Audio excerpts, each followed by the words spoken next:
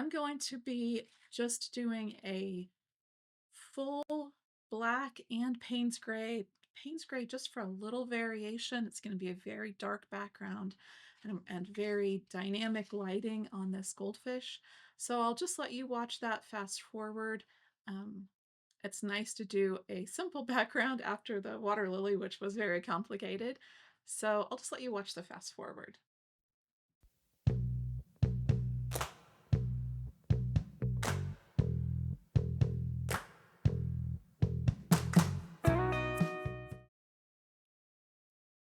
As I'm painting this on, I'm just trying to keep the strokes fairly horizontal, just side to side. I'm trying very hard to get this in one coat because I do really want to start this tomorrow. So I'm trying to be a little bit careful not to have brush marks in it so that I'll be able to come in and start painting tomorrow.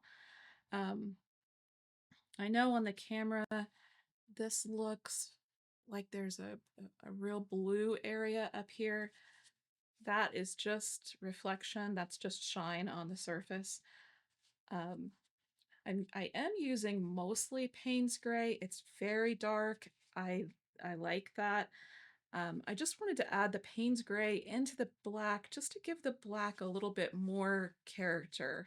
Um, Artists often say, don't use black because it's such a dead color. And by dead, they just mean flat. It just doesn't have any other, it's just blah. I don't agree. I like to break the rules a little bit. Um, but it is nice. And you can counter that flat black by just adding in a little bit of a hint of other colors. So let me move the camera down a little bit so you can see the bottom as I get down here. Every now and then as I'm painting, I will run the brush along the edge. I'm not going to be real particular about finishing the edges today. The edges of this piece will all be just a solid color.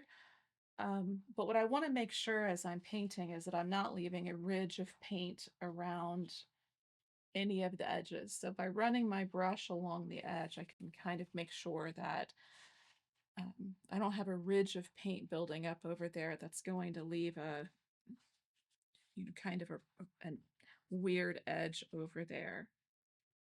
So that is it. Wonderfully easy background.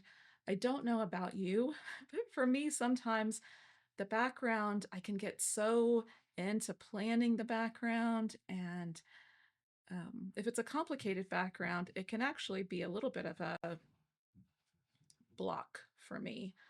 Um, so it's nice every now and then to do something that's just simpler.